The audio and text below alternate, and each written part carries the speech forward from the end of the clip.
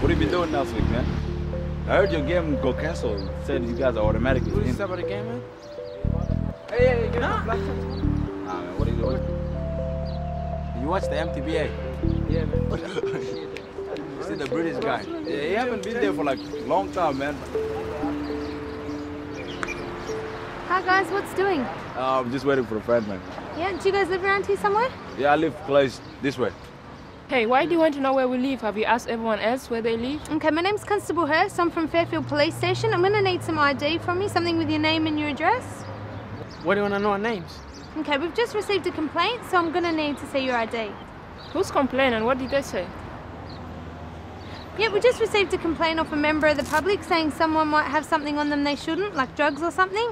Okay, does anyone have anything in their bags or on them they shouldn't? You don't have to answer questions. You're just picking on us. It is the job of police to investigate crimes, and this can mean questioning. If police say they have reason to suspect you are involved in a crime or an eyewitness to a crime, you must provide your name and address, but you don't have to provide any other information. If you are questioned by police, whether you are an adult or child, you have the right to remain silent and not answer questions apart from your name and address until you have legal representation. If you are driving a vehicle and the police ask for your name and address, you must provide this information. The police do not have to suspect you of a crime to request your name and address when you are driving. My partner's here is gonna search you guys to make sure you don't have anything on you you shouldn't. Okay, I need to warn you though, if you fail to comply with his search, you might be committing an offence, okay? Can't say you need a warrant. No, mate, we don't need a warrant. Not if we think you've got something on you that you shouldn't have. So we're going to search you, okay? No, you can't. Yeah, we can and we're going to. But, sir... No, mate, that'll do. We're going to do it now, okay? Police can stop and search an adult or child if they have good reason to believe the person is carrying illegal drugs, stolen goods, weapons, or anything used in committing serious offense. Police don't need a warrant to stop and search people or vehicles they reasonably suspect are carrying these things. A frisk or pat-down is a search outside the person's clothing, inside the pockets, bags or wallets. Police can frisk search if they have good reason to believe a search will reveal illegal drugs, stolen goods, weapons or things used in committing serious crime. Hey man, you crazy carrying this stuff around. Yeah, what are you doing with that? It's not mine. All right, I'm gonna ask you some questions, all right? You don't have to say or do anything if you don't want to, but anything you say or do can be used in court. Do you understand that? It's not mine. All right, whose is it? I don't know. How did it end up in your bag? I don't know. All right, you're under arrest for possession of drugs, okay? You don't have to say or do anything if you do not want to, but anything you say I'm gonna record and can be used in court. Do you understand that? If the police make an arrest, they must tell you that you are under arrest. All right, mate, what I'm going to get you to do is empty out the contents of your bag just right there next to you, okay? Okay, sir. An electronic metal detector is used to search for weapons such as knives and guns. A strip search involves removing a person's clothes and searching the body surface for drugs or other evidence of a crime. A strip search will take place somewhere that is not in a view of the public, usually at the police station. Female suspects are only searched by female officers. A couple of other stuff, sir. I see. What's that in there? Sir, it's a knife.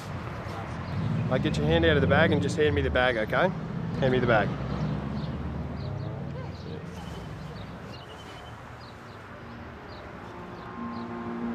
Who owns this? It's mine, sir. Okay, do you know that it's an offence to have possession of a knife in a public place? Sir, I don't want to say anything. I want to speak to my uncle. Well, mate, you're under arrest for the possession of this knife in a public place. Now, you don't have to say or do anything if you don't want to, but anything you say or do, I can record and use that evidence in court, okay? You understand that? Yes, sir. Okay, now you'll be taken back to the station where you'll be given an opportunity to speak to juvenile legal aid, okay? If you are under arrest, you must go with police to the station. If you fight or try to flee, you can be charged with resisting arrest.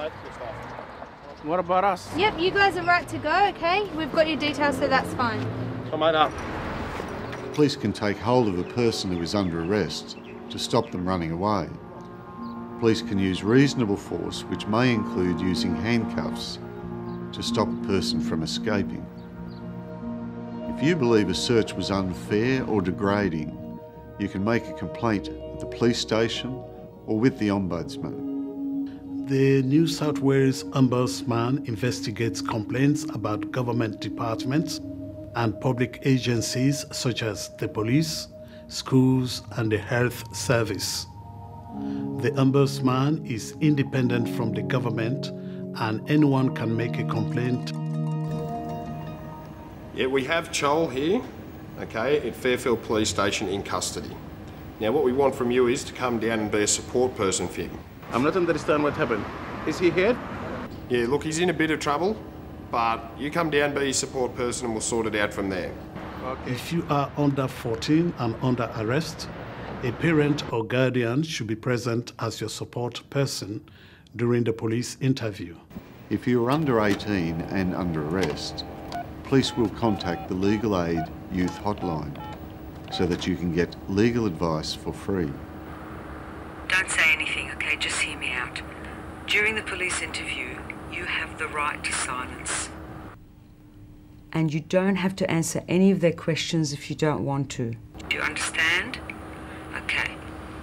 In fact, it's not compulsory to do the police interview. You should get legal advice before taking part in a police interview or before giving a formal statement. You can get advice and support from legal aid or law access. The time now is 7:30, and that concludes the interview. It's a fairly large amount for personal use, and I'm afraid that's not the point.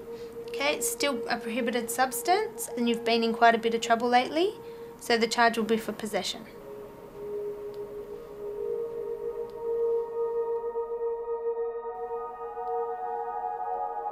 A person can be charged with possession if police find they have even a small amount of a drug in their possession, even if it is for their own personal use. Police can arrest an adult or child and charge them with use if they see them using a drug or if the person admits to using the drug.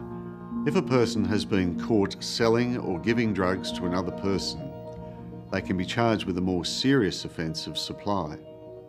You can be charged with supply if you took part in any activity that was part of the supply of the drug, such as holding the drugs for someone else to sell or collecting the money from the sale. Any supply is considered a serious offense. A charge involving large amounts is a very serious offense.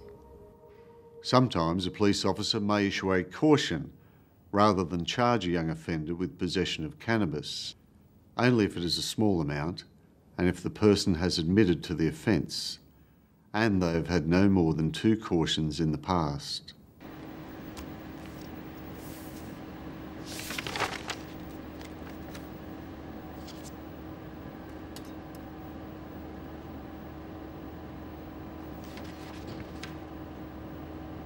Okay. According to this, you do have a reasonable excuse to have a knife in your possession due to your studies.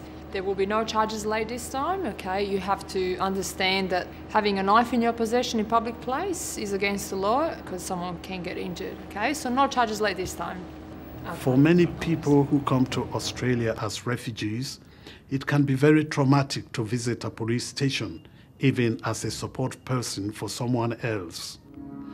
For many people, police stations bring back memories of abuse and imprisonment in their country of origin.